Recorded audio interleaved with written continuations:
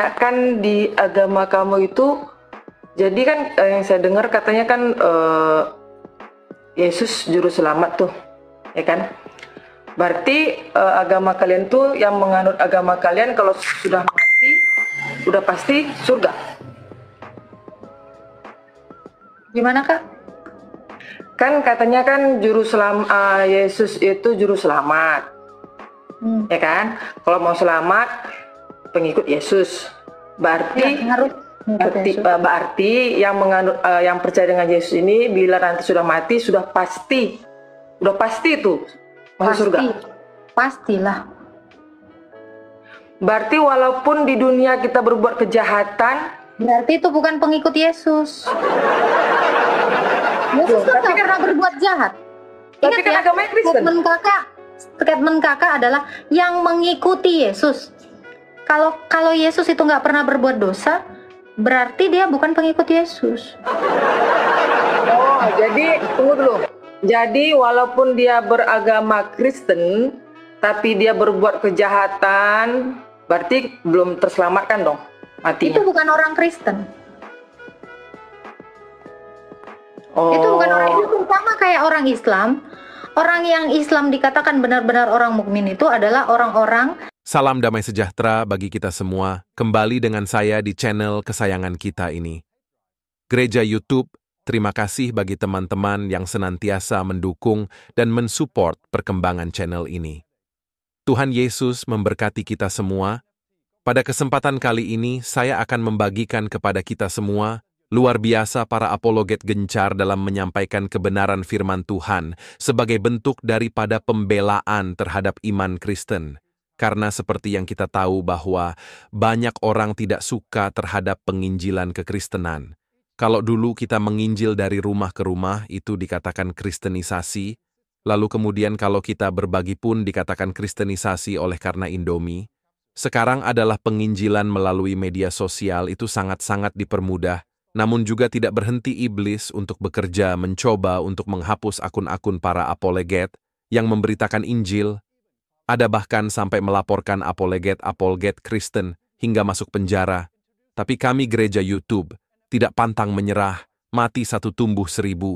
Mari kita terus berdoa dan dukung teman-teman apologet Indonesia supaya terus menyuarakan kebenaran firman Tuhan.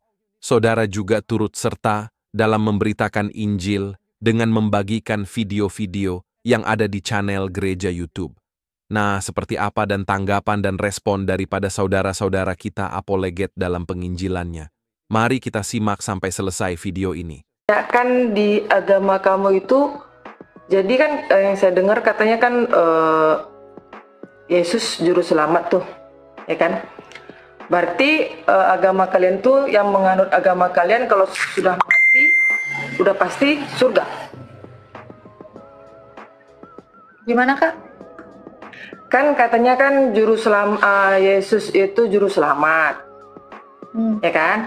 Kalau mau selamat, pengikut Yesus.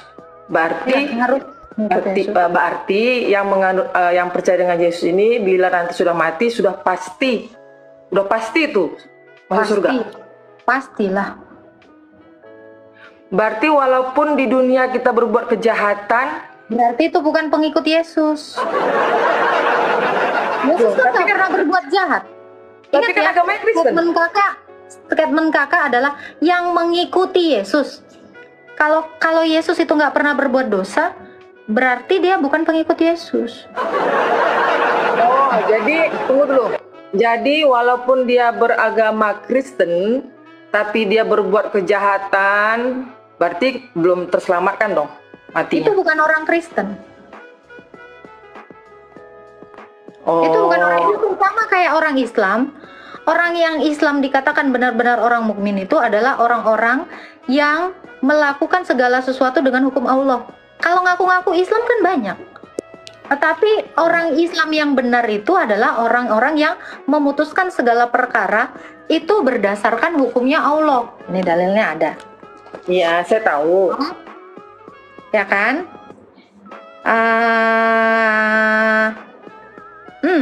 Al-Maidah 44. Iya, kalau itu Sekarang kalau saya masalah tanya. Sekarang saya tanya. Iya. Apakah apakah kalau kakak itu belum melakukan semua syariat Islam, kakak udah pantas disebut Islam? Kalau jadi gini, Islam itu kan, misalkan Islam berarti mengikuti semua ajaran apa yang diperintahkan Allah. Jadi tadi kan saya ada dengar kamu sama si Rudi tadi, yang kamu bilang Allah nggak bisa menyelamatkan, berarti untuk apa kan kamu bilang begitu kan? Dia bilang katakan Allah nggak bisa menyelamatkan, hanya memberi petunjuk kan gitu kan? Maksud si Rudi tadi begini, maksudnya yang percaya sama Allah, mengikuti perintahnya, ya seperti agama kalian juga. Tapi kan kalau kami ini setiap perintah Allah perintah Allah dikerjakan, kita selamat ke surga tempatnya. Tapi kan kalau konsep kalian kan tidak. Yang saya dengar kan yang penting percaya pada Yesus maka akan selamat. Dari mana dalilnya itu? Yang saya makanya kan gimana dalilnya? Makanya kakak belum tahu. Makanya saya masuk ke sini, saya bertanya sama Agatha, kan gitu. Nah, karena yang saya dengar. Tapi itu tadi kak, ya itu tadi ketika kakak bilang, pokoknya siapa yang mengikuti apa yang diperintahkan Allah, semua masuk surga. Contoh Ya. orang yang sudah masuk surga orang Islam siapa? Gimana? Satu contoh orang Islam yang sudah masuk surga itu siapa? Ya sudah, yang saya yakinin sudah pasti Nabi Muhammad. Itu terjamin sudah. Dalilnya nggak ada. Ya walaupun maksudnya gini loh, walaupun dalil nggak ada, tapi kan kami percaya dengan imam-imam besar yang sudah menyebarkan ilmu-ilmu agama dari sebelumnya kan. Memang Muhammad itu kan yang manusia yang betul-betul spesial bagi Allah kan. Dia yang sebagai pengantar wahyu dari malaikat Jibril, timbullah Al-Quran kan gitu. Oke. Kalau tidak ada dituliskan di dalam Quran, berarti tidak ada kejadian Muhammad itu naik ke sorga. Yang satu-satunya orang yang diangkat ke hadirat Allah itu hanyalah Isa. Di dalam Quranmu. Apakah Isa orang Islam? Tanda tanya. Itu satu. Yang kedua, itu tadi. Satu orang Islam yang sudah masuk sorga itu di mana? Siapa yang udah bangkit dari kuburan terus naik ke sorga? Itu kan menjadi dasar. Itu kan yang menjadi dasar. Itu semua belum ada, Agatha. Sebelum kiamat terjadi nggak akan ada yang belum ada ini. Kiamat terjadi dulu. Oke, siap. Jadi dasar kalian mempercayai adanya kebangkitan dan masuk surga ini tidak ada dasarnya gitu. Karena tidak ada. Loh, kalau orang Kristen, Kak, ya, jelas Lazarus itu keluar dari kuburan. Yesus sendiri sudah keluar dari kuburan dan dia bangkit. Itu menjadi dasar pemberitaan Injil. Ada dasarnya baru dituliskan. Nah, ini ada konsepnya, belum kejadian. Itu kan yang kamu jelaskan tadi, itu konsep dari penjelasan agama kalian. Kalau di Al-Quran nggak seperti itu konsep masalah Yesus, Nabi Isa. Isa itu cuma 5 ayat. Itu gimana gimana kalian mau mengerti tentang Isa? Gimana kalian mau kenal Isa? Orang cuma 5 ayat ya kan? Nah, yang saya mau pertanyakan adalah, bicara tadi karena kakak menyenggol tentang si Rudi yang mengatakan nggak bisa kami diselamatkan. Lah, ini yang menjadi fundamental bagi orang Islam itu untuk berpikir. Kalau belum ada satu contohnya yang selamat masuk surga, hanya janji, klaim. Karena seperti kata Rudi mempercayai. Begini loh, seperti yang dikatakan Rudi tadi, Islam itu agama yang kita yakin maka selamat. Yakin percaya kepada Allah maka akan selamat. Kakak harus yakin di sini ada 2 miliar. Kakak yakin ya, harus yakin kakak di sini ada 2 miliar. Kakak mau yakin di sini ada 2 miliar? Harus ya, jangan ragu ya. Enggak, sekarang gini Agatha, jangan kamu samakan keyakinan dengan kan gini, syaratnya nggak boleh ragu, harus yakin. Kakak harus yakin di sini ada 2 miliar. Yakin ya? Nggak mau? Konsepnya beda, nggak bisa kamu samakan masalah ketuhanan kita sama itu benda, nggak bisa kamu samakan. Ini bukan masalah konsep, ini masalah berpikir. Ini masalah logika, masalah nalar. Kakak, ketika saya mengatakan di sini ada 2 miliar, kakak harus percaya, nggak boleh ragu ya. Walaupun kakak belum melihat. Percaya ya? Secara logika jawab. Nggak bisa kan? Dengar. Bener. Nah, masalah kayak kamu nggak bisa samakan masalah itu di luar itu nggak akan masuk Allah itu Tuhan yang itu kakak pertaruhkan nyawa kakak dengan ketidaktahuan kakak akan kebenaran. Kakak hanya asal percaya tanpa kakak melihatnya. Yang kakak pertaruhkan hidup kakak selama-lamanya. Ini lebih besar. Kenapa semudah itu percaya sesuatu yang belum terlihat? Ngeri loh, kalian ini mempertaruhkan nyawa. Apakah nyawa kalian ini nggak ada harganya? Hilangkan nyawa kalian. Kata di Islam itu Al-Quran lah sebagai petunjuk. Kalau kita mau selamat, Al-Quran itu sebagai petunjuk kami untuk bisa selamat di akhirat nanti gitu. Al-Quran lah, isi Al-Quran itulah yang akan menyelamatkan kami. Yang saya nggak begitu dalam agama saya. Yang saya tahu di Al-Quran itu dipercaya kepada Allah, ya kan? Jalankan perintahnya seperti sembahyang, sholat, puasa, zakat, apalagi. Pokoknya semua perbuatan kebaikan bila kita lakukan seperti dalam Al-Quran itu kita selamat. Itu aja sih yang saya imanin. Ilmu agama saya nggak banyak, nggak tahu. Cuma intinya yang saya tahu di Al-Quran itu petunjuk kita ke surga di Al-Quran yaitu sholat, ya, berbuat kebaikan, zakat. Kakak baca Maryam 71 sama 72. No. Kakak baca surah Maryam 71-72. Tidak seperti yang kakak jelaskan. Itu bertentangan dengan Quran. Oh ya, saya agak Al-Quran saya. Siap kak. Jadi gitu Agatha. Saya kalau masalah ketuhanan ini memang ilmu agama saya nggak banyak. Cuma ya yang saya penting-penting aja gitu. Yang saya jalani.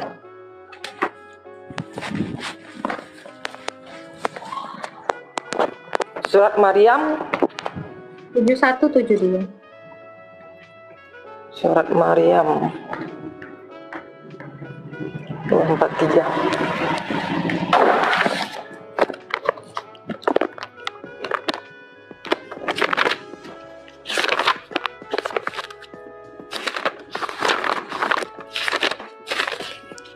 Surat Maryam ayat 71.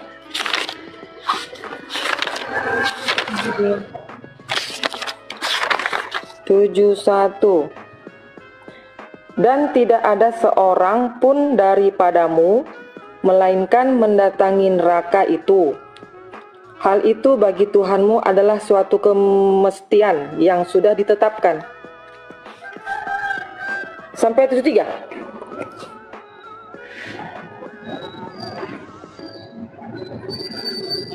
Itu 71 tadi.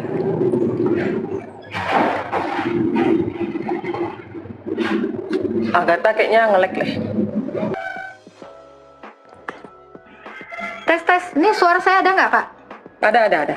Kamu tadi nge-lag? Ini nge-lag aku. Oke, Iya, kakak tadi udah baca Maryam 71-72? 7172 ya. Tadi saya baca kamu nge-lag tadi. Iya, ulang nggak? Dan 71 ya. Dan tidak ada seorang pun daripadamu melainkan mendatangi neraka itu. Hal itu bagi Tuhanmu adalah suatu kemestian yang sudah ditetapkan.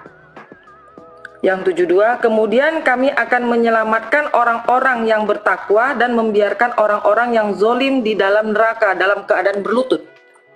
Oke, berarti semuanya masuk neraka dulu kan? Iya. Oke. Siapa atau apa jaminan kalian itu akan keluar dari neraka? Ya, amal ibadah kita dong yang akan menyelamatkan kita. Kalau amal ibadah kita lebih dari perbuatan dosa kita, maka kita akan selamat. Itu kata kakak. Ya, kata Ustadz pun seperti itu dan Al-Quran pun seperti itu. Yang menyelamatkan kita hanya amal ibadah kita yang menyelamatkan kita. Makanya saya bilang kakak akan dapat 2 miliar. Kakak nggak boleh ragu. Saya akan kasih 2 miliar, di dalam ini ada 2 miliar. Oh, nggak bisa. Kalau kamu dengan seperti itu saya nggak akan percaya. Loh, kenapa kakak percaya itu? Allah akan mengeluarkan kakak dari neraka. Itu sama dengan ini tadi, Kak. Ini analogi. Bisa. Pokoknya kakak akan dapat 2 miliar. Pokoknya kakak jangan ragu, itu kan maksud ayatnya tadi. Pokoknya kakak percaya dulu. Makanya saya bilang, kalau kakak berpikir, ya, belum ada yang keluar dari neraka. Itu kan baru katanya. Sama seperti saya, kakak pokoknya dapat 2 miliar. Percaya loh, di sini ada 2 miliar. Saya akan kasih. Itu nggak bisa. Kakak belum lihat. Sama, Agatha. Kalau masalah keimanan, saya melihat gini loh, Agatha ya. Saya melihat yang sudah ya. Apalagi saya mendengar kayak para mu'alaf. Kenapa saya lebih yakin dengan agama Islam saya? Saya malah bersyukur dan beruntung saya dilahirkan sebagai Islam. Apalagi saya melihat para mu'alaf ya, yang dulunya pendeta, dulunya biarawati. Saya melihat di YouTube banyak tuh yang dulunya pendeta. Kenapa dia kan menceritakan kenapa dia masuk Islam, kenapa dia keluar dari agamanya. Itu saya lihat loh, para biarawati. Saya bersyukur. Saya nggak nanya pengalaman orang, saya nanya kakak. Nah itu makanya kan kamu nanya saya, kenapa saya percaya Al-Quran? Kan kamu bilang kan, kenapa saya percaya Al-Quran kan? Berarti ya kan? Kakak juga harus percaya di sini ada 2 miliar dan kakak akan dapat. Nggak bisa, Agatha, kamu nggak bisa mempersamakan masalah keyakinan dengan. Ini kakak kan kondisinya percaya tapi belum melihat, betul?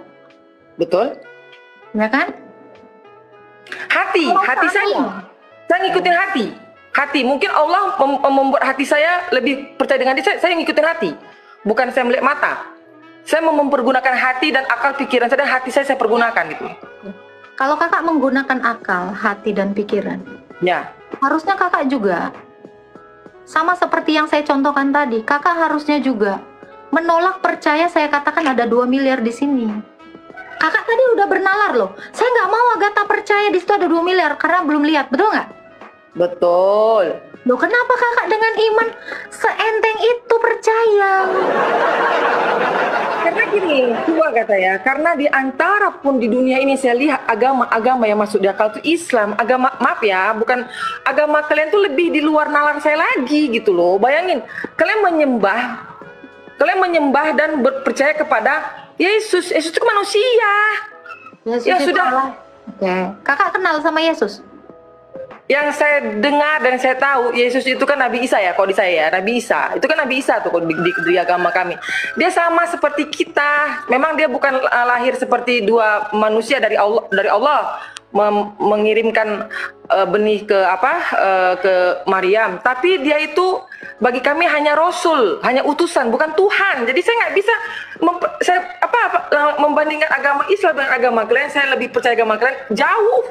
Nggak bisa saya itu di luar ini saya. Makanya tadi saya masuk ke sini, saya hanya mau bertanya pasal itu tadi, karena saya dengar apabila percaya dengan Yesus maka akan selamat, kan gitu tuh, akan selamat. Berarti kan tadi kakak bilang saya percaya Isa hanya seperti yang diajarkan Quran, ya kan? Yang ada yang diajarkan Quran itu Nabi, dia seorang Nabi utusan, bukan Tuhan. Oke. Itu kan iman kakak di dalam Quran, ya. Sama seperti kakak mengenal saya beberapa menit ini, tanpa kakak mengenal saya lebih jauh. Padahal saya ini adalah putri raja. Tapi kan kakak lihatnya saya hanya konten kreator, karena ketidaktahuan kakak. Sama seperti kakak mengimani Isa cuma nabi, karena kakak memang cuma tahunya itu. Apakah Quran menceritakan Isa itu lahir di mana? Apakah Quran menceritakan Isa itu adalah kalimatullah dan ruhullah? Kakak kan nggak pernah tahu ini kan? Padahal itu ada ayatnya di dalam Quran. Sebentar. Inilah makanya saya bilang, mari kita menggunakan pikiran kita dan juga hati kita. Kenapa? Kakak cuma mengenal Isa sebagai manusia karena yang mau disajikan sama Quran, kakak memang harus mengenal dia cuma sebagai manusia aja.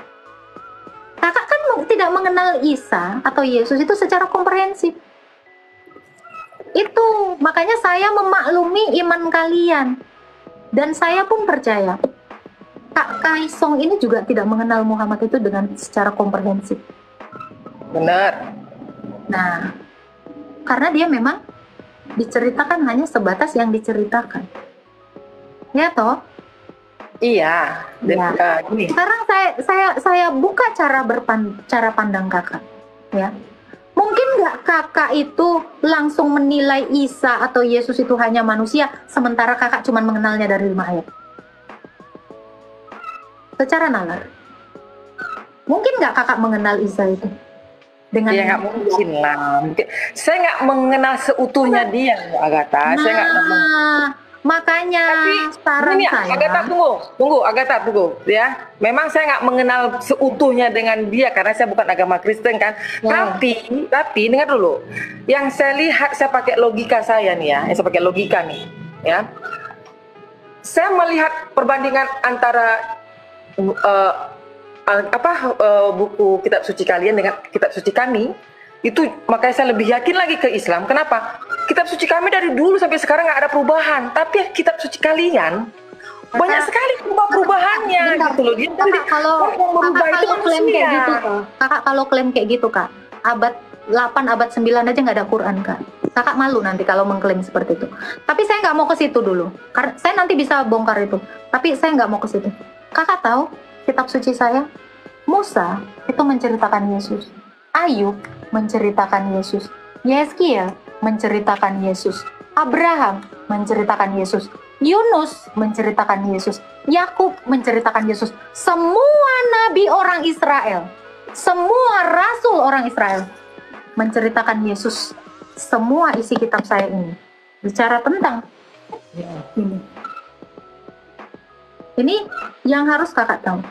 Saya lebih percaya Musa, Yakub, Abraham, Yeskiel, Matius, Markus, Lukas, Yohanes menceritakan tentang Yesus daripada Isa yang diceritakan Muhammad yang tidak pernah bertemu dengan Yesus. Secara logika, Muhammad aja nggak pernah kenal Isa, tetapi dia menceritakan di dalam kitabnya 5 ayat. Kamu tahu kenapa? Saya kasih jawabannya. Sabar. Kenapa? Sabar. Saya mendengarkan dengan baik. Boleh saya ngomong? Silakan. Oke. Jadi gini Agatha ya. Di Al-Quran itu mengakui Injil, Taurat, dan Zabur. Itu sebelumnya ada Al-Quran. Jadi dalam iman kami, ya keyakinan kami dalam Al-Quran ini dijelaskan, Al-Quran itu adalah kesempurnaan. Makanya Nabi Muhammad itu nabi terakhir setelah Nabi Isa. Ya, ini bukan, ini terserah kamu lah ya. Ini pengetahuan saya nih. Jadi Allah dulu, nih Allah nih kan di kalian kan ada juga Allah penyebutannya kan. Sebenarnya sama, tapi bagi kalian mungkin berbeda, nggak tahu lah itu ya.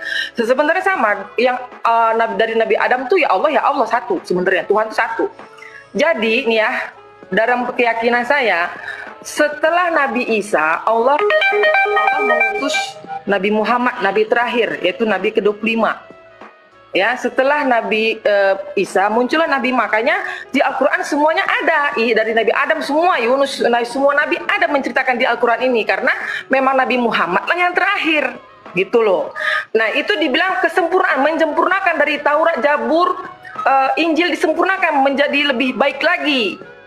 Agama tadi Al-Quran, lewat Al-Quran, begitu Agatha dalam keyakinan saya. Kenapa di Injil nggak ada Muhammad, di Zabur, di orang lain, kitab suci lain yang nggak ada Muhammad? Nah, karena Muhammad terakhir, yang diutus Allah tuh terakhir Nabi Muhammad untuk menyempurnakan. Timbullah Al-Quran supaya agama itu lebih sempurna gitu. Begitu dalam keyakinan saya gitu, Agatha. Kan katanya ibu mengimani nabi-nabi sebelumnya. Di dalam Quran ibu ada Nabi Yohanes. Kalau Yohanes mungkin Allah bahkan nggak kenal siapa Nabi Yohanes. Di dalam Quran ibu, Allah mengenal Nabi Daniel. Ini nabi-nabi besar loh, nabi-nabi besar orang Israel loh. Nggak kenal. Allah aja nggak tahu. Kalau itu saya kok. Jadi gini loh Agatha ya, terserah kamu yang mau milih saya bagaimana, ilmu saya bagaimana, intinya seperti itu. Yang saya tahu seperti itu. Jadi gitu aja deh. Siap. Saya menghargai itu. Tetapi tolong difikirkan. Makanya dari tadi, mungkin kalau ibu tadi menyaksikan perbincangan saya dengan Pak Rudi, nah saya sering ikutin, saya sering mendengarkan perbincangan kamu dengan siapa-siapa, itu saya sering ikutin, cuma ya itu tadi, saya saya jujur ya, seperti saya bilang sama kamu ya kan, kenapa saya lebih yakin, lebih mantap setelah mendengar penjelasan berdebat-debat, karena memang dimaksud dia, kalau apalagi ya maaf ya, bukan yang apalagi saya melihat para mu'alaf, alasan dia kenapa masuk Islam, itu tadi, lebih saya merasa yakin dengan agama saya, nggak ada ragu sedikit pun. Saya nggak bisa menerima dengan cara ketuhanan kalian. Ini delas ya, delas. Terakhir kali saya mempertanyakan ini, kalau ibu juga mau jawab boleh, enggak juga nggak apa-apa. Pertanyaan saya gini, apakah Musa pernah mengaku dirinya Islam? Sebelum gini loh, kalau di semua nabi nggak ada mengaku dirinya Islam. Oke. Di Al-Quran lah timbul Islam, kata Islam tuh di Al-Quran, karena gini loh. Islam nggak apa-apa, itu singkat aja. Apakah Isa atau Yesus pernah mengaku dirinya juga Islam? Tidak mengaku, tapi dia pengikut Allah. Islam itu pengikut Allah. Oke. Aduh, ini mereka gini pengikut Allah. Ya. Memang nggak mengatakan dirinya Islam, tapi dia pengikut Allah. Ini Bu, Agatha juga namanya banyak, tetapi Agatha suci itu bukan saya. Allahnya Isa, Allahnya Musa, itu bukan Allah SWT. Nah, itu satu hal yang ibu harus tahu. Kenapa? Karena Agatha juga namanya banyak, tapi apakah Agatha yang di luar sana adalah saya? Belum tentu. Allah yang dikenal Isa atau Yesus, Allah yang dikenal Musa, itu bukan Allah SWT. Kenapa? Karena satu hal, semua nabi yang diutus oleh Allah, Abraham, Ishak, dan Yakub itu menceritakan tentang Yesus. Tidak pernah menceritakan tentang Muhammad. Dan Muhammad tidak pernah dapat konfirmasi dari nabi-nabi lain.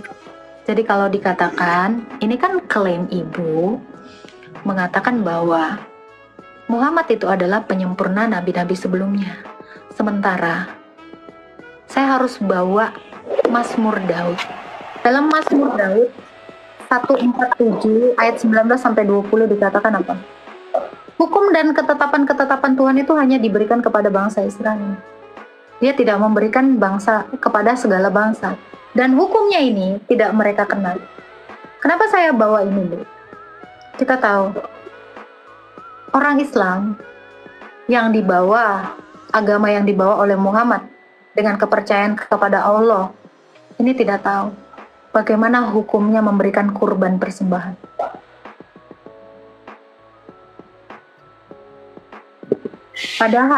Padahal poin utama dari peribadatan itu adalah kurban. Itu satu. Yang kedua,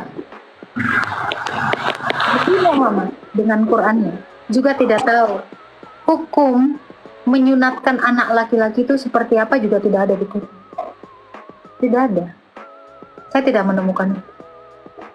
Maka benarlah Mazmur 147 ayat 19 sampai 20 bahwa hukum-hukum ini, ketetapan-ketetapan ini, bangsa lain itu tidak kenal. Sampai ke Arab pun tidak kenal. Kecuali itu ditemukan hanya dari bangsa Israel dan pengikut-pengikutnya. Kira-kira Allah tahu ketetapan menyunat anak itu seperti apa? Tahu? Kalau di Al-Quran itu dia tidak sedetail ini loh. Contohnya kayak wajib sunat gitu ya. Itu nggak sampai cara ininya itu dijelaskan, itu kan dari hadis Muhammad yang lebih sejelas-jelas itu, lebih jelas lagi gitu. Kalau Al-Quran itu nggak, isi Al-Quran tuh perintah Allah tuh nggak sampai sedetail sekecil hal itu dijelaskan gitu, Agatha. Yang paling fundamental dari yang kalian imani itu kan Quran kan? Iya, Quran. Intinya gini loh, Al-Quran ya. Isi Al-Quran itu mengarahkan kami jalan ke surga. Bagaimana supaya kita selamat di akhirat? Ya isi Al-Quran itu ya sholat, puasa, berbuat kebaikan, jauhin perbuatan zolim, dosa-dosa itu jauhin. Itu kuncinya. Loh. Buat kebaikan, kita berbuat.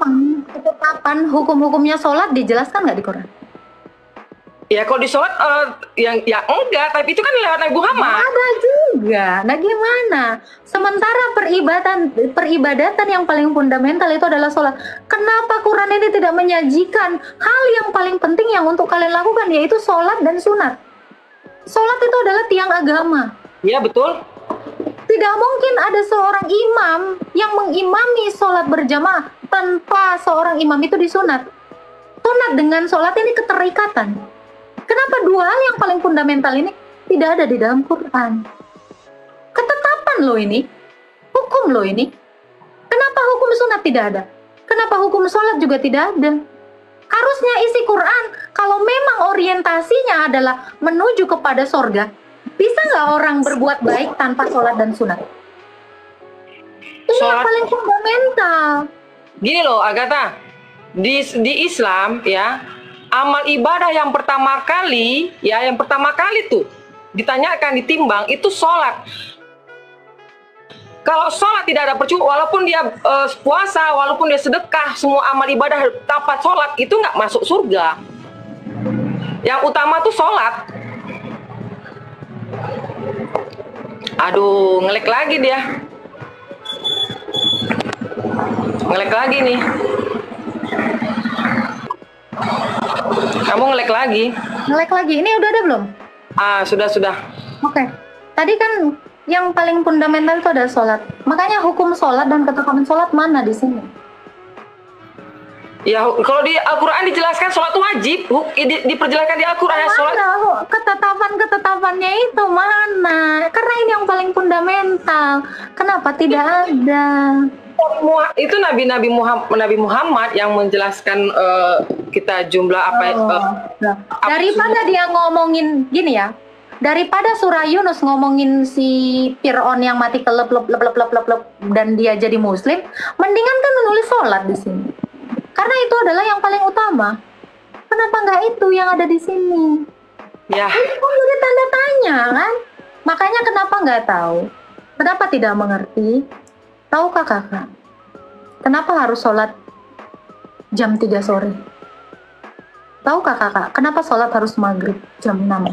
Kenapa harus? Itu dijelaskan. Di hadis sejelas-jelasnya kenapa subuh, kenapa zuhur, kenapa asar, itu dijelaskan di hadis.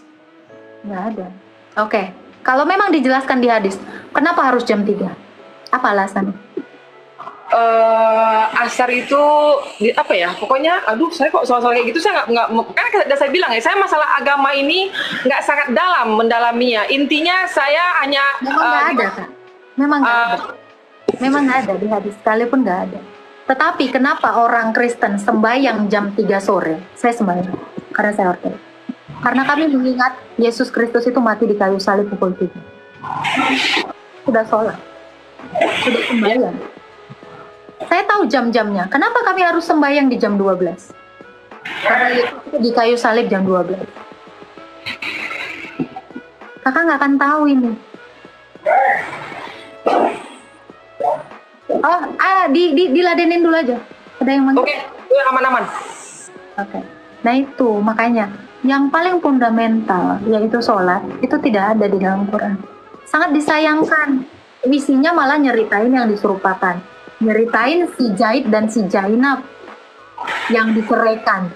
Kenapa tidak sholat ini lebih paling fokus ke situ? Karena tadi seperti yang dijelaskan sama Kak Kaisong.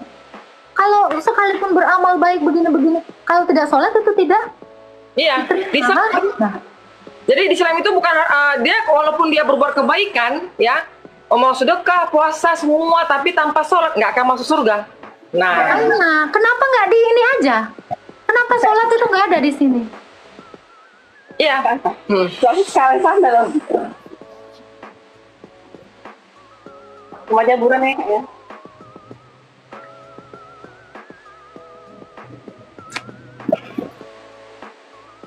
Jadi seperti itu Agatha, di Islam nggak sholat itu yang utama, itu yang pertama kali di apa. Jadi kalau dia walaupun dia baik bagaimanapun tanpa sholat nggak akan masuk surga. Jadi sholat itu yang utama, sholat yang pertama. Tapi kakak nggak tahu kan? Tapi kakak nggak tahu kan? Perintah sholat itu ada atau enggak di Quran?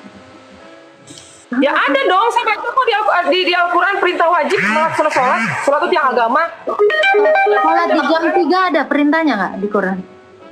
Itu nggak ada, cuma di Al-Quran itu dijelaskan bahwasannya sholat adalah yang agama. Kalau mau selamat di jalan Allah, sholat harus dikerjakan. Wajib, hukumnya wajib. Ya seperti yang saya bilang tadi. Oke. Yang saya bilang tadi, di Islam, yang saya bilang tadi di Islam, tanpa, walaupun dia Islam, walaupun dia berbuat kebaikan, dia sedekah, baik segala macam, tanpa sholat, dia tak akan masuk surga. Itu Islam. Iya, makanya kalian sholat jam 3 kalian nggak tahu maknanya. Makanya kalian sholat jam 6 sore pun kalian nggak tahu maknanya. Sholat jam 2 siang pun kalian nggak tahu maknanya. Kenapa? Karena kami orang Kristen, terutama saya Ortodoks. Saya sudah sembahyang di jam-jam itu untuk mengingat Yesus. Kakak tahu secara sejarah, pernah dengar videonya Guru Gembul? Hijrah pertama Nabi Muhammad itu adalah ke Abbasiyah, ke kerajaan Ethiopia, yang orang Etiopianya itu sudah sembahyang Kristen Ortodoks. Nggak tahu? Saya kurang tahu. Makanya saya bilang, kok bisa bilang Agatha, saya ilmu agama saya nggak begitu dalam dan nggak begitu banyak saya ini. Saya apa yang saya intinya, yang penting-pentingnya itu. Yang saya lihat, oh bagaimana mau masuk surga, oh ini bla bla bla bla bla. Langsung itu saya dalam hidup saya praktekkan dalam hidup saya gitu. Itu tadi makanya saya bilang, kakak beriman ini ada 2 miliar tanpa kakak tahu ini ada 2 miliar. Kakak sholat, makanya kakak sholat di jam itu tanpa tahu alasannya kenapa di jam itu kan. Itu yang kakak lakukan itu, kakak sholat tanpa kakak tahu alasannya. Nggak, jadi gini loh, sholat itu seperti yang diarah-arahkan dari ustadz-ustadz, ya kan? Bila kita mau mendekatkan diri sama Allah, ingin Allah selalu dekat sama kita, ya kita harus sholat. Sholat itu cara komunikasi kita sama Allah, gitu loh. Ngerti nggak sih? Jadi itu saya alami sendiri ya. Bila kita tidak meninggalkan sholat, maka kita akan takut berbuat dosa. Betul. Itu saya di diri saya loh. Di diri saya itu memang saya praktekkan dan saya betul-betul takut berbuat dosa. Karena saya selalu mengingat sama Allah karena sholat. Jadi setiap kita mau berbuat dosa takut karena merasa Allah memandang kita dalam 24 jam. Nah, itulah memang betul dibilang sholat itu yang agama yang menyelamatkan kita. Orang Buddha juga nggak sholat, tapi orang Buddha juga lebih banyak yang takut kalau dia berbuat dosa. Apa karena Allah? Nah, kan? Jadi kakak takut. Kenapa kakak takut terhadap dosa? Takut mencuri, takut membunuh, takut apa segala macam. Apakah itu karena Allah? Ya iyalah, kita kan mau selamat. Karena dibilang kalau mau selamat. Bagaimana dengan orang Hindu? Orang Hindu juga takut melakukan itu. Apa karena orang Hindu ini juga bertuhankan Allah? Iya, dia mempertuhankan Tuhan. Nanti belum tentu ya. Maka semua agama mengajarkan kebaikan, nggak ada agama mengajarkan keburukan. Semua agama mengajarkan kebaikan.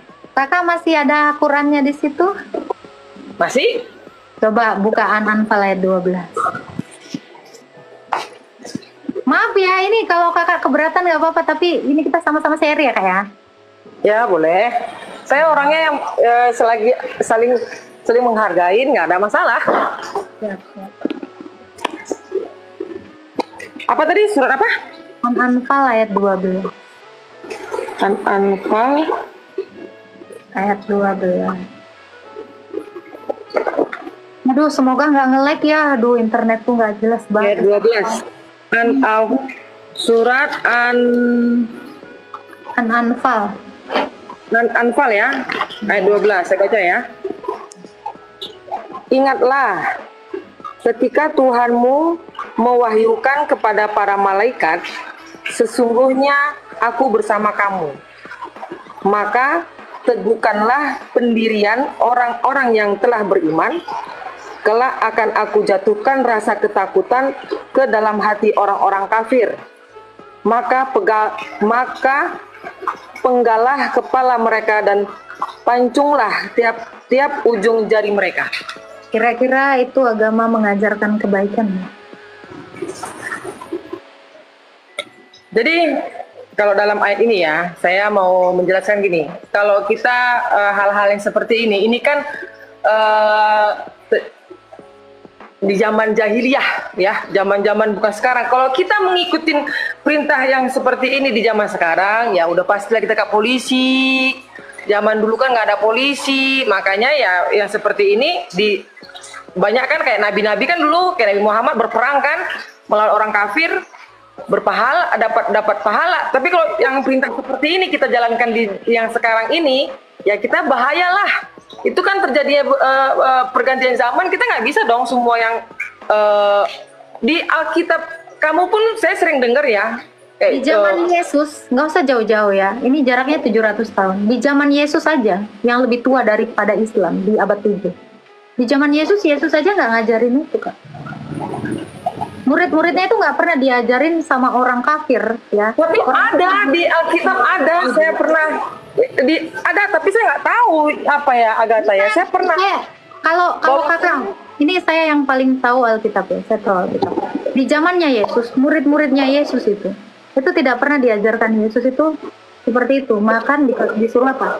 Mengasihi, berdoalah bagi musuhmu. Itu murid-muridnya Yesus yang malahan dianiaya.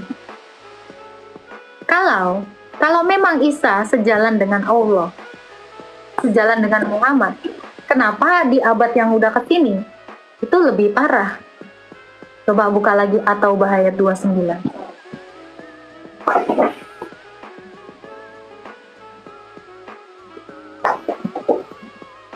At-Taubah ayat 29.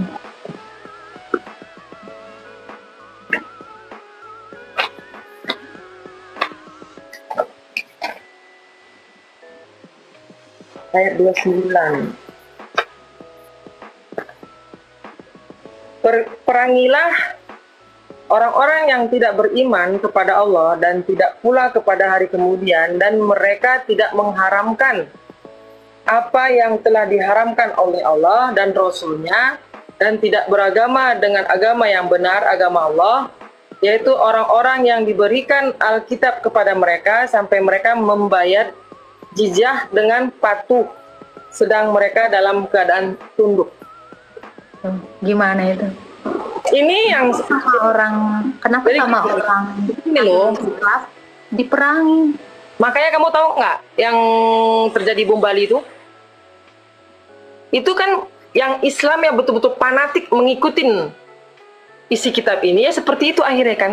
Bagi dia itu hukum Allah. Itu kan hukum Allah. Iya, dong ditegakkan hukum Allah. Oh, tapi kan di zaman sekarang nggak mungkin kami ngikutin perintah yang seperti ini. Sebetulnya berarti kakak mau bilang hukum Allah ini nggak berlaku? Hukum Allah ini berlaku, perintah ini betul. Cuma kan kalau zaman dulu mungkin akan dilakukan, zaman jahiliyah dulu akan dilakukan, tapi di zaman sekarang nggak mungkin dong, Agatha. Jadi gini, Agatha, konsepnya gini. Ya kalau saya lihat dalam ayat-ayat seperti ini kan yang bisa dilakukan yang di zaman jahiliyah dulu, zaman para nabi dulu gitu. Kalau untuk sekarang ini ya nggak mungkin dong hal seperti ini dilakukan. Sebenarnya ini betul yang dibilang Denny, memang betul. Karena Allah tuh mengajarkan hanya untuk orang-orang beriman kan gitu, yang percaya dengan Dia. Gitu kan. Tadi kakak baca itu adalah orang-orang yang diberikan kitab kan, orang-orang yang punya Alkitab kan. Ya kan? Kalaulah pengikut Isa ini sama dengan pengikutnya Muhammad, sama-sama beriman kepada Allah, kenapa Allah harus mendera pengikutnya Isa, pengikutnya Ahlul Kitab? Padahal sama Allahnya katanya. Gini loh, Bukuta, dengar dulu. Jadi dulu tuh kan gini loh, semua itu kan memang perintah dari Allah, dari zamannya Adam sampai Isa. Nah setelah Isa kan Nabi Muhammad. Nabi Muhammad tuh kan dikasih tugas dia untuk seluruh manusia. Tugas Muhammad ini untuk menyebarkan Islam ini ke seluruh manusia agar percaya bahwasannya ya inilah agama Allah yang benar gitu. Tapi karena di zaman jahiliyah dulu nggak semuanya dapat mengikuti ajaran Muhammad, ya seperti sekarang ini adalah agama yang di luar dari Islam gitu loh. Sebenarnya kan ini kan disiarkan untuk seluruh manusia. Tugas Muhammad ini kan sebarkan yang aku ajarkan ini untuk seluruh umatmu kan gitu loh. Dari sini kita tahu Allahnya Isa atau Yesus itu berbeda dengan Allahnya Muhammad. Sampai situ aja selesai. Karena beda hukumnya. Beda. Itu kalau di kamunya, kalau di kami tidak. Kalau di kami sebetulnya sama. Allahnya Isa dengan Allah Muhammad itu sama. Hanya saja kitab yang kalian pakai kan Nabi Isa kan Injil kan pada saat itu keluar kan. Nah sebelum Al-Quran kan Isa tidak mau menulis Injil. Isa tidak punya Injil. Maksudnya gini, di zaman Nabi Isa itu kan kitab Injil. Nah ini kakak yang nggak tahu. Di zamannya Yesus, yang Yesus pakai itu kitab Tauratnya Musa, bukan Injil. Injil itu adalah dirinya. Ini yang saya bilang, kakak tidak tahu apa-apa tentang iman kami, tentang kurban, tentang sunat, tentang baptisan, nggak tahu tentang nubuatan, tentang Mesias, nggak ada tahunya. Makanya saya bilang, Tuhannya kakak dengan Tuhan saya beda.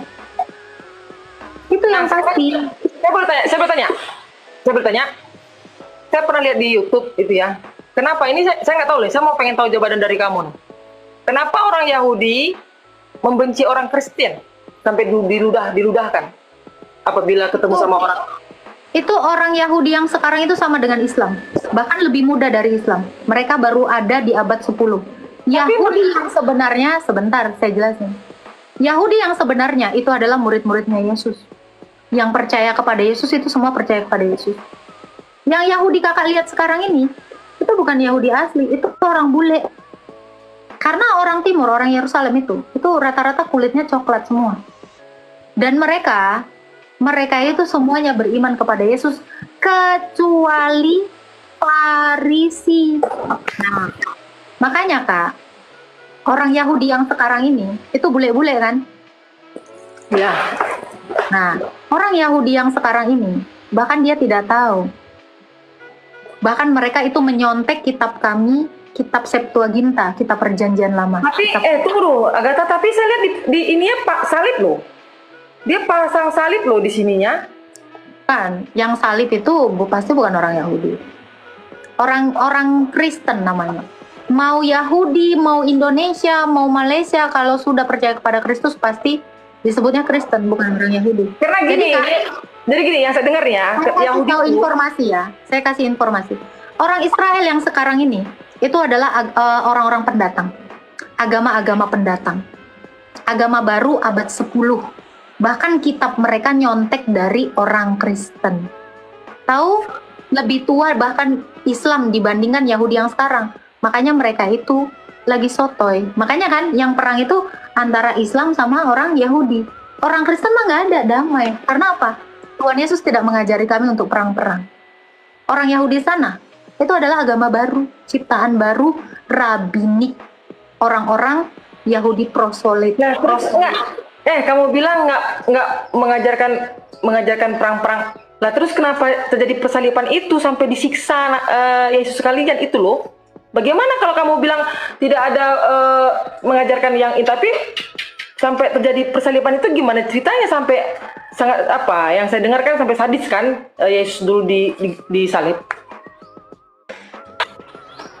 Melek mulu, Halo kak, ulang lagi kak, aku nge-freeze lagi tadi. Tadi kan kamu bilang kami tidak pernah diajarkan masalah perang-perang, menyakitin, bla bla bla bla yang kamu bilang tadi kan. Nah yang saya tanya kalau seperti yang kamu bilang tadi, kenapa dulu ada perzoliman seperti penyalipan Yesus? Itu orang Romawi, yang melakukannya orang Romawi. Orang Yahudi itu nggak punya hukuman salib. Kan Israel itu dijajah sama Romawi kak. Nggak tahu ya? Allah juga nggak tahu ini kak.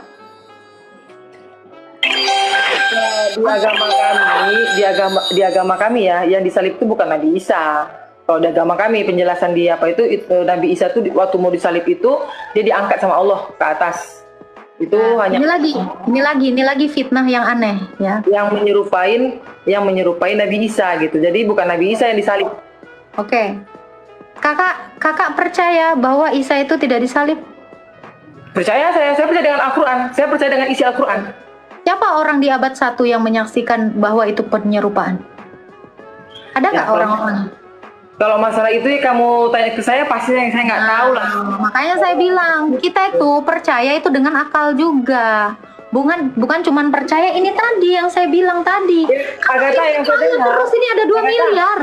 Kata yang saya dengar, kalian ini kan Paulus sih kan yang menceritakan bagaimana kisah Isa itu disalibkan. Itu kan dari Paulus kan. Jadi Kan? Bukan, kakak lagi-lagi fitnah Rasul Paulus loh.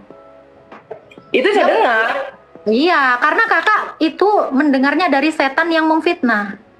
Nah, kakak kan nggak pernah dengar langsung dari Matius, Markus, Lukas, Yohanes yang muridnya Yesus yang bersama-sama dengan dia. Paulus ini bahkan murid terakhir. Nah, ini yang pertama saya bilang, kemarin tuh ada ustadz juga sama saya debat. Saya bilang, tolong kalau kalian tidak punya data, jangan memfitnah Rasul Paulus. Juma udah cukup memfitnah, dan itu udah kena sanksi itu. Hati-hati. Allah, sebentar kak. Muhammad pernah nggak memfitnah Paulus? Muhammad aja nggak pernah nyeritain tentang Paulus. Tanya, Quran ini pernah nggak nulis tentang Paulus? Allah aja nggak pernah memfitnah Paulus. Kalian umatnya lebih mengerikan dari setan. Allah aja nggak pernah memfitnah Paulus yang mendirikan agama Kristen. Muhammad juga enggak. Ini kan mengerikan kak. Hati-hati. Di dalam Quran dikatakan apa? Fitnah lebih kejam daripada membunuh. Allahmu tidak pernah menarasikan ada yang namanya agama Kristen disebarkan Paulus. Muhammad juga tidak. Nah ini kan mengerikan, narasi-narasi jelek dari setan, kenapa kalian sebarluaskan? Ini harusnya menjadi introspeksi bagi kalian semua umat Islam. Stop memfitnah agama kami. Kalian cari di dalam Quran, ada nggak nama Paulus? Allahmu bahkan nggak pernah ngomong-ngomong bahwa Kristen itu agama buatan Paulus kok. Ya toh? Kan nggak elok Pak. Kalian itu terus menyebarkan fitnah, mendengarkan fitnah. Ini nggak bagus loh untuk orang Islam. Ini harus menjadi pukulan telak bagi kalian. Untuk apa? Hati-hati dalam memfitnah orang lain. Ataukah ini yang diajarkan agama kakak? Apakah Allah mengajarkan kalian untuk memfitnah Rasul saya? Bukan masalah fitnah, tapi kan maaf ya, yang saya dengar kayak saya pernah dengar Zuma ini kan dia kan dari dalil, bukan mulut dia mengikuti. Dalilnya pun salah. Dalilnya pun saya bisa buktikan. Dalil yang dia bawa pun salah. Dia tambahkan ayat saya. Saya bisa tunjukkan, nggak ada kata Paulus di situ. Untuk pertama sekali murid-murid itu disebut Kristen, bukan dikatakan murid-murid Paulus. Ini lagi-lagi Juma itu tinggal nunggu aja ditampar sama Tuhan Yesus mulutnya. Fitnahnya itu saya nggak tahu dosanya itu kayak gimana. Disebarkan kepada banyak orang, ribuan orang untuk menjadi pemfitnah. Kalian, makanya saya bilang, kalian jadi gini, mengerti kayak kamu bilang kan, itu Zuma tinggal nunggu ditampar oleh Tuhan Yesus. Ini maaf ya, sebegitu juga di orang Islam yang mengatakan kamu tinggal nunggu azab seperti itu, pasti nunggu azab dari Allah. Itu pasti orang Islam itu mengatakan seperti itu, ngerti nggak sih? Ya nggak apa-apa. Gini loh, karena gini, di mata kalian Zuma itu memfitnah. Nah di mata kami orang Islam, bila kamu mengatakan bla bla bla Allah tuh bla bla bla Muhammad bla, itu sama aja kamu memfitnah juga di mata kami, sama gitu loh. Jadi nggak apa-apa. Anggapan itu anggaplah itu benar. Yang menjadi kasihannya itu adalah kalian ini korban dari si Juma ini loh. Kami bukan korban Zuma, kami Islam bukan karena Zuma loh. Bukan karena Zuma kami Islam kok korban Zuma. Gini, Kak. Oke. Kalau kakak orang Islam, Allah tidak pernah menfitnah Paulus. Muhammad tidak pernah memfitnah Paulus. Kenapa kakak sebagai orang Islam malah memfitnah Kristen agama buatan Paulus? Ajaran siapa ini? Makanya karena kakak mengikuti Juma, bukan mengikuti Muhammad dan Allah. Kalau kakak menjadi orang Islam yang baik, kakak ikuti itu. Allah nggak pernah menarasikan, ya, nggak pernah menarasikan Paulus. Itu satu. Kakak sekarang tinggal pilih, kakak mau jadi Islam pengikut Allah atau pengikut Juma. Kalau kakak memfitnah, kalau kakak memfitnah lagi, ya. Untuk teman-teman Islam juga yang di sini yang terus-terusan memfitnah iman Kristen, ya, saya di sini berdiri untuk menjelaskan seterang-terangnya iman saya. Saya tidak pernah menista agama siapapun di sini, meskipun mereka terus-terusan memfitnah saya. Saya bikin konten ini, Kak, untuk meluruskan iman saya yang terus-terusan dibikin Rifa, Nora, Juma, Nandar. Ini dibikin jadi apa? Jadi penghasil uang bagi mereka menjual agama. Agama siapa yang dijual? Agama kami. Dengan mengeluarkan fitnah-fitnah itu, sehingga kalian semuanya terus-terusan memfitnah kami dan membenci kami. Tapi orang Kristen, apa yang orang Kristen lakukan? Apakah kami memfitnah kalian? Tidak. Kami hanya menyatakan kebenaran. Ketika kami membacakan hadis, kalian seolah-olah terjolimi. Padahal itu adalah dalil yang tertulis. Teman-teman kamu kayak si Rifa mengatakan Tuhan saya kelami. Ini di mana dalilnya? Ini lebih dari hujatan menurut saya. Tapi itu pun saya tidak pernah mau melaporkan orang-orang yang jenisnya seperti itu. Saya hanya tinggal menunggu. Tuhan itu menginsafkan orang-orang yang memfitnah Rasul saya. Yang memfitnah Tuhannya orang Kristen. Kalau mau jadi Islam, jadilah pengikut Nabi kalian dan pengikut Allah. Jangan jadi pengikut Rifa, jangan menjadi pengikut Juma yang narasi itu. Iya, jadi kalau saya Agatha ya, saya pribadi, maaf ya suruh hujan tuh lagi. Saya pribadi kalau masalah agama saya nggak pernah menjelek-jelekan, karena teman saya pun banyak yang Nasrani, banyak yang Kristen. Saya berteman, sahabat saya sendiri pun Kristen. Kami saling menghargai. Saya nggak pernah menjelek-jelekan agama yang bukan yang non Islam. Intinya keyakinan gitu. Makanya saya juga Islam kok Kak, tenang aja. Keluarga saya juga Islam. Gimana? Keluarga saya juga Islam kok, tenang aja Kak. Iya, makanya saya bilang, kayak kamu bilang, kalau orang lain kayak seperti Juma menjelek-jelekan atau memfitnah itu ya urusan mereka lah. Kalau saya pribadi, saya nggak pernah memfitnah atau menjelek-jelekan agama yang bukan Islam. Itu keyakinan. Kemarin itu Kak, tahu nggak Kak, kemarin itu satu ustadz itu juga udah nangis. Iya ya Gata ya. Ternyata saya selama ini memfitnah Rasul Paulus ya, dia bahkan sampai nangis di room saya. Makanya saya bilang, kalian jangan gampang terhasut oleh fitnahan orang gitu. Allah udah menarasikan itu. Muhammad pun nggak pernah menarasikan itu. Nah ini yang baru-baru ini, yang mau cari uang, cari pamor dengan menebarkan kebencian, meraup keuntungan ini, kalian hati-hati, jangan ikuti. Ya, nanti kalian udah dapat dosanya, kalian menyebarkan lagi lebih double. Kalau yang menyebarkan yang sana yang di atas itu, udah biar aja itu. Urusan Tuhan udah, nunggu aja insaf itu. Nah mungkin mumpung Kak Kaisong ini pun tidak bermata gelap seperti si Juma dan pengikutnya, ya kakak itu istighfar. Mari lakukan yang baik, bukan mendengar fitnah dan iya, karena gini loh kan, seperti saya bilang tadi loh Agatha, saya hanya mengikutkan yang inti-inti yang penting-penting di Al-Quran. Apa itu?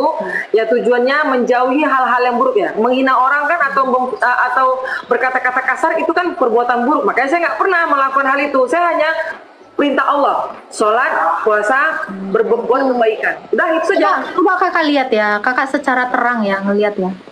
Coba live-nya si Rifa, live-nya si Juma, live-nya si Nandar, pernah nggak membicarakan tentang Allah? Ngajarin yang baik-baik. Yang dibahas itu apa? Kitab kami. Memang iya sih, memang iya. Selalu membahas kitab kalau kami. nonton, memang betul. Saya lihat mereka tuh isinya hanya apa? Ya memang betul yang kamu bilang. Gitu, makanya saya bilang, saya mau juga Kak Kaisong ini menjadi orang yang baik.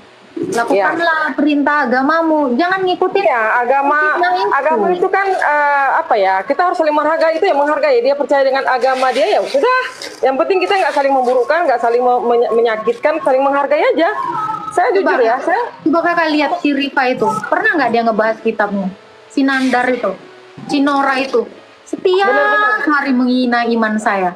Kan lucu kan? Tapi saya pun nggak pernah mau melaporkan, saya nggak ngurusin mereka gitu. Saya hanya berdoa supaya apa? Supaya mereka itu bertobat, jangan ngikuti iblis gitu loh. Ya, kalau kita menjadi pemfitnah, kita ngikuti iblis, bukan lagi ngikuti Allah, betul nggak Kak? Benar. Gitu, makanya biarkan iman saya dengan iman saya gitu.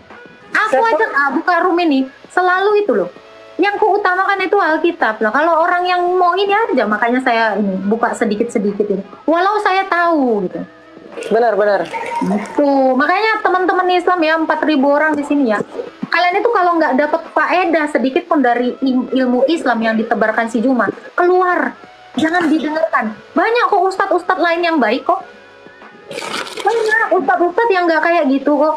Gitu. Jadi pinter-pinter kalian umat Islam ya, jangan ikuti yang lagi happening aja.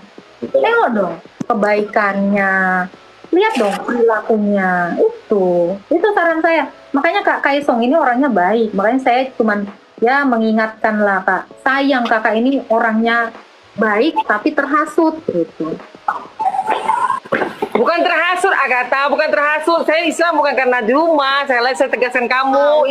Maksud saya gini Kak, kakak biar Islamnya itu pun jadi Islam yang kafah, jangan ngikut-ngikut orang. Sekarang ini trennya ngikut-ngikut Kak, nggak kenal nggak tahu, ayo serbu gitu. Kan kasihan orang-orang yang nggak tahu ini. Ya ini memang upaya-upaya iblis itu untuk memecah belah kita gitu loh. Kita tuh tidak lagi menjunjung tinggi apa? Persaudaraan antar umat beragama gitu. Tuh kalau kalian menghina saya, kalian kan menuhankan manusia, kayak kakak tadi juga bilang. Kalian mengimani itu kan cuma sekedar nabi, cuma sekedar manusia, karena kakak nggak kenal loh saya bilang. Ya, kalau di kami ya pandangan kami terhadap kalian seperti itu, karena di mata kami yang kalian tuhankan itu manusia di pandangan kami gitu loh. Karena itu tadi. apa ya? Bisa aja juga kan orang Kristen kan juga menarasikan yang sama dengan kalian kan. Oh kalian maaf ya, kalian itu menyembahnya kiblat arah batu. Nah bisa aja, tapi kan kami nggak mau sampai ke situ. Iya benar, tapi saya nggak mau ambil pusing. Ya itu urusan kalian lah tentang masalah agama kalian. Agama kami, agama itu kalau saya seperti itu sih nggak mau terlalu pusing sampai apa ya adu ngotot maki-makian. Kadang-kadang saya nonton saya sering ngikutin nonton punya kamu live ini, kadang-kadang saya lucu tuh nggak sih kalau dapat orang yang masuk Islam tapi saling kayak maki-makian gitu, jadi timbul kayak jadi lucu, jadinya saya ketawa jadi lihatnya. Iya, jadi makanya saya bilang kan, saya juga sebenarnya nggak mau ya ngebahas iman kalian itu karena dapatnya yang ngeyel gitu loh Kak. Yang Islam itu yang suka kali memantik permusuhan gitu loh. Kita mau jawab gimana pun tentang iman kita salah mulu gitu. Ya terus mau kayak gimana? Makanya akhirnya mirroring lah, apalah segala macam. Nah kan makanya saya bilang Kak, teman Islam, kalian bacalah Quran kalian dengan baik. Itu sebenarnya lebih baik bagi kalian daripada ngurusin agama kami gitu. Bacalah Quran kalian itu, dalami benar-benar gitu, pahami, kenalilah Allah kalian itu. Kalian itu selalu bilang, loh kalian menuhankan kopi 3-in-1, kalian menuhankan manusia, kalian menuhankan A, B, C, D. Tuhan kalian digantung gini. Kami kalau mau pun kami bisa membalasnya, tapi lagi ngerem aja nih. Kadang kita kan terpancing ya Kak ya. Nggak menutup kemungkinan, saya juga kadang kepancing gitu. Sering emosi juga, gara-gara apa? Ya itu modelannya gitu. Coba kayak ini kan enak gitu kan, nerimo gitu loh. Nah percaya terserah, nggak sudah gitu kan. Ya memang seperti itu diajarkan, karena Islam itu pun nggak diterima imannya apabila dia terpaksa masuk Islam. Itu nggak diterima, karena harus Islam itu memang berserah diri. Jadi kalau dipaksa dia masuk Islam, terpaksa hatinya nggak akan diterima Allah keimanannya gitu. Ya, itu tapi thank you ya Kak ini orangnya baik. Oke, saya pamit maaf ya kalau saya ada salah-salah kata ya Kak ya. Oke, sama-sama. Saya juga mohon maaf kalau ada kata-kata saya yang kurang berkenan di hati. Oke. Sehat selalu ya Kak ya, Tuhan memberkati. Sama-sama. Nah, teman-teman gereja YouTube, bagaimana pendapat dan tanggapan saudara? Setelah menyaksikan video ini, oleh karenanya, silakan berkomentar di kolom komentar. Berharap komentar saudara adalah komentar yang membangun, komentar yang positif, yang baik, serta komentar-komentar yang mengedukasi kita semua, atau tuliskan di kolom komentar Tuhan Yesus dahsyat, Tuhan Yesus maha besar. Itulah tadi video yang bisa saya bagikan. Kalau saudara suka, jangan lupa bagikan ke media sosial saudara. Berikan tanggapan teman-teman yang menonton video ini bagaimana? Boleh berikan pendapat kalian di kolom komentar. Atau teman-teman gak usah repot-repot, cukup tuliskan di kolom komentar Tuhan Yesus baik, atau Tuhan Yesus dahsyat, atau Tuhan Yesus juru selamat manusia di kolom komentar. Itu adalah bagian doa saudara untuk kami, dan para pendengar selanjutnya yang menonton video ini. Mana tahu mereka membaca komentar kalian, hatinya terketuk, dan Tuhan Roh Kudus langsung menjamah mereka. Terima kasih saudara. Jangan lupa klik tombol subscribe dan bagikan video ini. Tuhan Yesus memberkati kita semua. Sampai jumpa di video berikutnya. Shalom saudara, generasi muda FKPPI, saudara yang mau mendukung pelayanan misi kami untuk terus bisa mengumandangkan penginjilan generasi muda Forum Komunikasi Pelayanan Penginjil Indonesia. Bisa melalui Bank BRI 042 10 10 048 705 60. Atas nama generasi muda FKPPI, Forum Komunikasi Pelayanan Penginjil Indonesia. Dan bisa melalui kris ini, silakan scan barcode kris ini melalui mobile banking saudara. Tujuan dari pelayanan misi ini adalah untuk menjangkau banyak jiwa di pelosok-pelosok desa yang rindu untuk mendengarkan firman Tuhan dan untuk kegiatan apoleget yang menjalani penginjilan ke desa-desa untuk bisa terus mengabarkan kabar baik di seluruh tanah Indonesia. Selain melalui media sosial YouTube, kita tetap terus bisa menyuarakan kabar baik secara offline. Boleh dukung asosiasi ini melalui rekening ini dan bisa melalui kris mobile banking ini. Dengan cara scan barcode kris ini di mobile banking saudara. Terima kasih, biarlah kami berdoa agar semua kebaikan dan taburan saudara Tuhan yang membalas berlipat kali ganda. Tuhan Yesus memberkati saudara